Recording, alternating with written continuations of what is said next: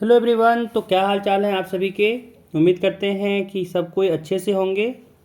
तो आप सभी का स्वागत है आपके अपने यूट्यूब चैनल विकास स्टडी सेंटर में। तो आज जो आपका हिंदी का एग्ज़ाम है 7 तारीख को, उसी के 30 MCQ क्वेश्चन को यहाँ पे भी हम लोग डिस्कस करेंगे। ठीक है, यहाँ पे हम लोग हिंदी पेपर का जो आपका एग्ज़ाम है 7 मार्च को, उसी के 30 MCQ क्वेश्चन को यहाँ पे हम लोग डिस्कस करेंगे, जो आपके एग्ज़ाम के लिए काफ़ी इंपॉर्टेंट है। ये आपके एग्ज़ाम में पूछा जा सकता है। ठीक है, चलिए शुरू करते हैं इस वीडियो को। और शुरू करने से पहले एक कहना चाहेंगे कि अगर आप हमारे चैनल पे नए हैं तो चैनल को सब्सक्राइब कर लीजिएगा, अपने फ्रेंड्स के साथ भी शेयर कर लीजिएगा। चलिए चलते हैं क्वेश्चन पे। क्वेश्चन पे यहाँ पे कह रहा है कि निम्नलिखित गद्यांश को ध्यानपूर्वक पढ़कर, है ना, प्रश्न संख्या 1 से 5 तक के लिए सही विकल्प का चयन करें। क्या है, पढ़ते हैं। कह रहा है, साहस की जिंदगी सबसे बड़ी जिंदगी होती है। ऐसी जिंदगी की सबसे बड़ी पहचान यह है कि वह बिल्कुल निडर, बिल्कुल बेखौफ होती है। साहसी मनुष्य की पहली पहचान यह है कि वह इस बात की चिंता नहीं करता कि तमाशा देखने वाले लोग उसके बारे में क्या सोच रहे हैं। जनमत की उपेक्षा करके जीने वाला आदमी दुनिया की असली ताकत होता है, और मनुष्यता को प्रकाश भी उसी आदमी से मिलता है। अड़ोस पड़ोस को देखकर चलना यह साधारण जीव का काम है। क्रांति करने वाले लोग अपने उद्देश्य की तुलना ना तो पड़ोसी के उद्देश्य से करते हैं और ना ही अपने चाल को ही पड़ोसी की चाल देखकर मध्यम बनाते हैं। ठीक है, अब यहाँ पे इसके फिर यहाँ पे क्वेश्चन किया गया है। कह रहा है, साहस की ज़िंदगी सबसे बड़ी क्या होती है। तो साहस की ज़िंदगी सबसे बड़ी जिंदगी होती है। ठीक है, चलिए अगला सवाल देखिए। कह रहा है, जनमत की उपेक्षा करके जीने वाला आदमी दुनिया की असली क्या होता है। तो दूसरा हो जाएगा वन, ताकत। दुनिया की असली ताकत होता है। चलिए अगला सवाल। कह रहा है, किस मनुष्य की पहली पहचान यह है कि वह किसी के बारे में कोई चिंता नहीं करता। तो इसका हो जाएगा चौथा नंबर साहसी। तीसरा का चौथा नंबर साहसी हो जाएगा। अगला कह रहा है कि जनमत शब्द कौन समास है। ठीक है, जनमत शब्द कौन समास है। तो 4 का हो जाएगा आपका तीसरा, तत्पुरुष समास है। अगला सवाल देखिए। कह रहा है कि अड़ोस पड़ोस को देखकर चलना यह कैसा जीव का काम है। तो ये हो जाएगा डरपोक।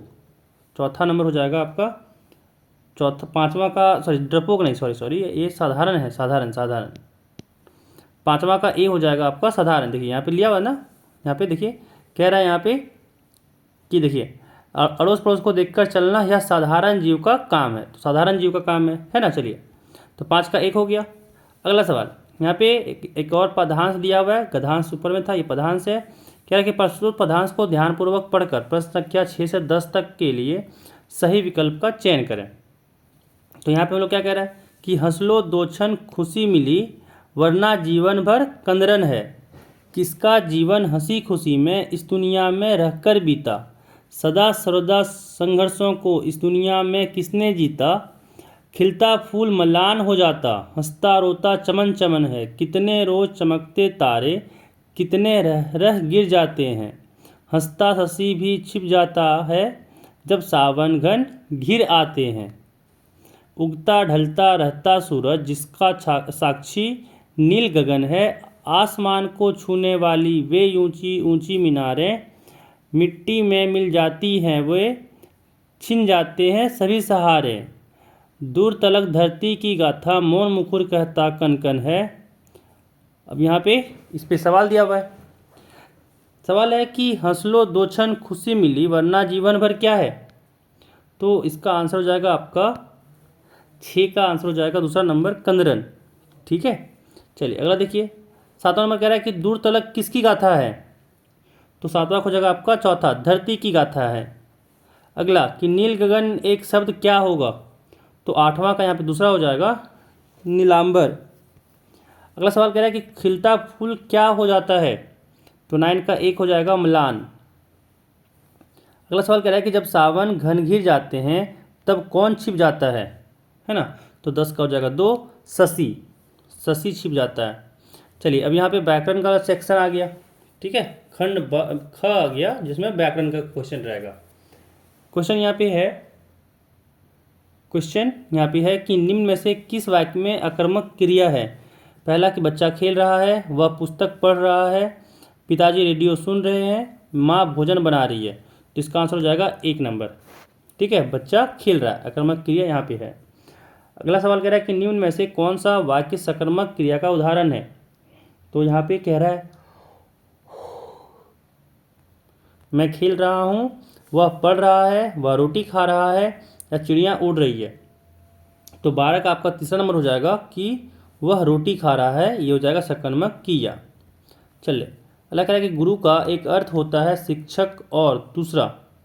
तो गुरु का एक अर्थ होता है, देखिए अध्यापक, आचार्य, हल्का, ये तीनों नहीं हुआ। गूगल करके देखें तो इसमें दिखा रहा था आपका 4 नंबर भारी। ठीक है, तो 13 का हो जाएगा 4 नंबर भारी। अगला सवाल कह रहा है कि निम्न में से कौन सा श्वेत का अनेकार्थी शब्द नहीं है। तो 14 का आंसर हो जाएगा 1 श्याम।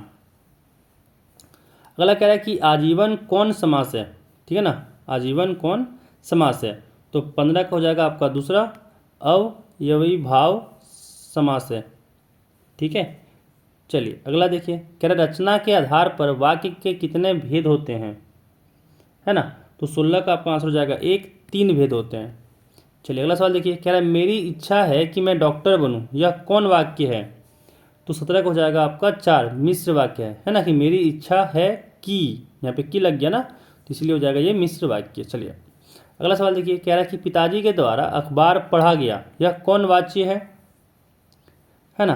तो 18 का आपका हो जाएगा दूसरा नंबर कि कर्म वाच्य है ना। देखिए कर्म कर रहा है यहाँ पे कि भाई अखबार पढ़ रहा है। अगला सवाल देखिए, कह रहा है विद्यालय घर के, फिर खाली जगह है क्या है, सही अवयव पद को चुने, निकट, दूर, दूरी या सटा। तो आपका यहाँ पे हो जाएगा विद्यालय घर के निकट है, 1 नंबर आंसर हो जाएगा इसका निकट। अगला सवाल देखिए, कह रहा है कि वाच्य कितने प्रकार के होते हैं। तो 20 का आपका हो जाएगा आंसर 1, वाच्य 3 प्रकार के होते हैं। ठीक है, अब यहाँ पे पाठ्य पुस्तक से आपका क्वेश्चन यहाँ पे स्टार्ट हो गया।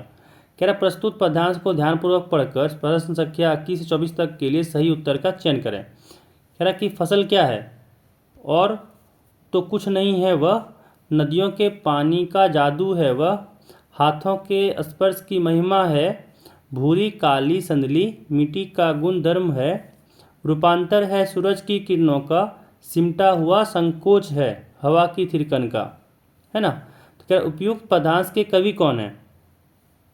ठीक है, तो किसका आपका हो जाएगा दूसरा नंबर नागार्जुन। नागार्जुन जो है वो कवि है।